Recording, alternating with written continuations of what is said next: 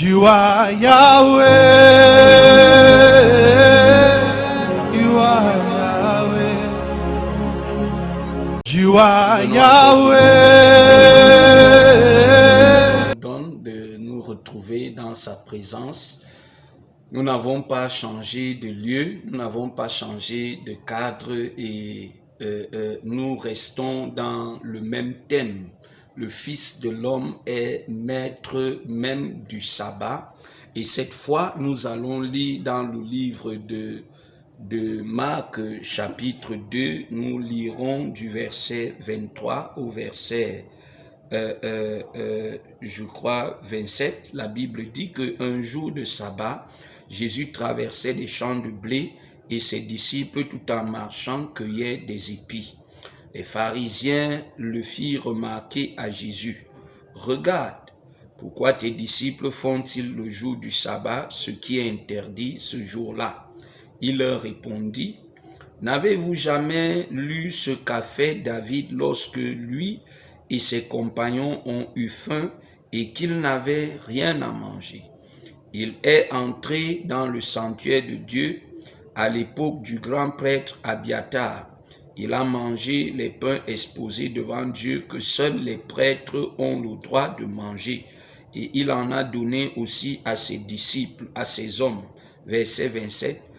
Et il ajouta, « Le sabbat a été fait pour l'homme et non pas l'homme pour le sabbat. » Le verset 28. « C'est pourquoi le Fils de l'homme est aussi maître du sabbat. » Le sabbat a été fait pour l'homme. Le sabbat a été fait pour l'homme et non l'homme pour le sabbat. C'est pourquoi le Fils de l'homme est maître même du sabbat. Au jour d'aujourd'hui, quand nous nous levons pour parler de la personne de Jésus-Christ aux gens, quand nous vous invitons à donner vos vies au Seigneur, il y a un certain nombre de barrières, il y a un certain nombre de raisons que les uns et les autres brandissent, il y a un certain nombre de détours, de cachettes que les uns et les autres prennent juste pour esquiver la personne de Jésus-Christ,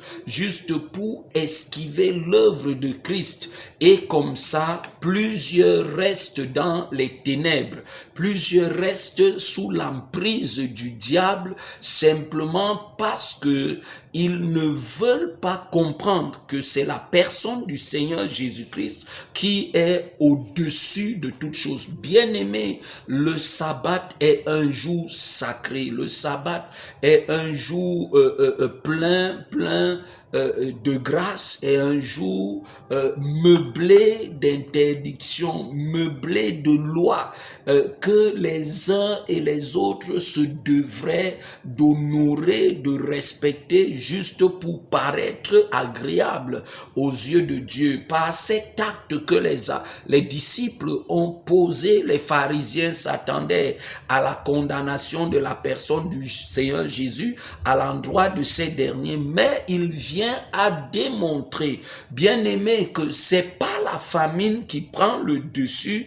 sur la religion, sur les rites, sur les coutumes et autres, mais en réalité, c'est l'homme. Dieu se soucie de l'homme que tu es. Le Seigneur se soucie de ta vie, quel qu'en soit le problème que tu es en train de vivre et de traverser. Ne laisse pas les rites, ne laisse pas les coutumes, ne laisse pas les traditions, oui, t'embrigader. Au jour d'aujourd'hui, tu as peur de ce qu'on va dire. Oui, lequel on a dit, bien-aimé, a véritablement bâti une vie, a bâti une destinée. Tu es malade, tu es impuissant, tu as même les problèmes, oui, que je ne saurais énumérer ici, bien-aimé. Tu as emprunté plusieurs voies, mais tu es retenu, bloqué, parce que tu as tout essayé, mais tu te refuses. Tu as tout essayé et ça n'a pas marché, mais tu te refuses, bien-aimé, d'être emporté par l'appel de Dieu dans ta vie, par l'appel qui viendra à t'établir dans la santé, dans la restauration. C'est à toi que je viens parler au jour d'aujourd'hui. Toi qui es malade, toi qui as tout essayé, toi qui as une vie totalement détruite, toi qui es dans le chaos, dans l'instabilité la plus totale. Oui, toi qu'on a attaché au village, toi que les parents ont maudit, toi qu'on a envoûté. Je suis venu te dire que Jésus-Christ a donné sa vie pour toi.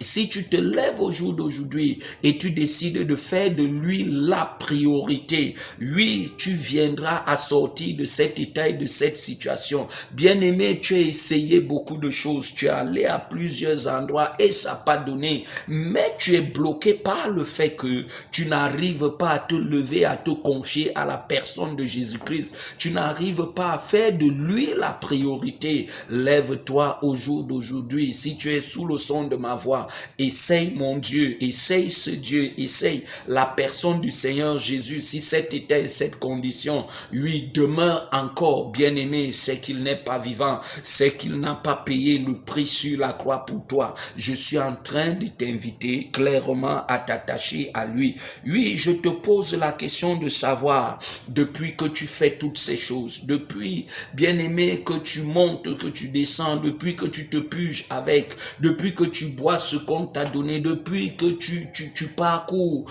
tous les coins du pays, tous les coins de la nation, à la quête de la solution, tu n'y parviens pas, mais tu as l'impression que ta situation est en train d'aller de mal en pire. Mais écoutez, au jour d'aujourd'hui, reviens à dire ou à quelqu'un à côté de toi de dire que non, ce sont les vendeurs d'illusions, bien-aimés.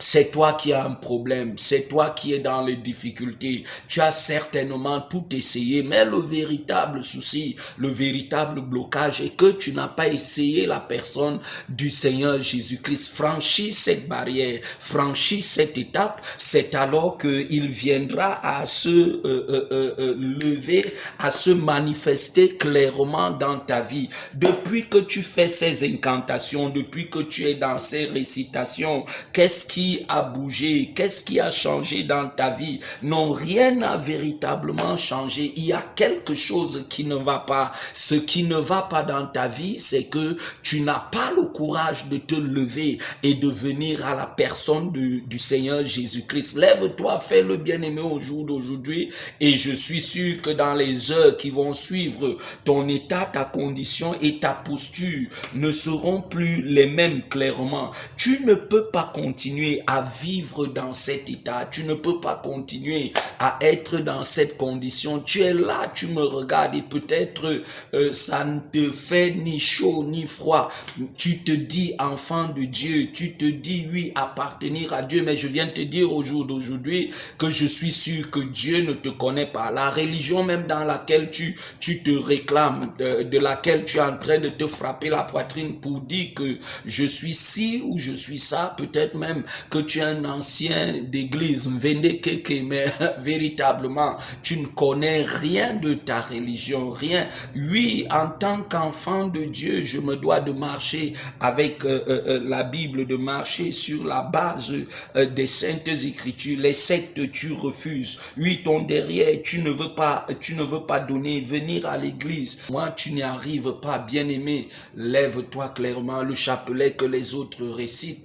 Tu es incapable de le réciter. Il y a beaucoup de choses dans ta congrégation que tu ne connais pas. C'est à toi que je parle. Lève-toi, attache-toi à la personne du Seigneur Jésus. C'est alors qu'il viendra à faire beaucoup de choses dans ta vie. Tu peux entrer en contact avec nous et je suis sûr que le Seigneur ne manquera pas de te faire du bien. Que le Seigneur te bénisse, qu'il bénisse ta vie et ta personne. Shalom. You are Yahweh. You are Yahweh. You are Yahweh.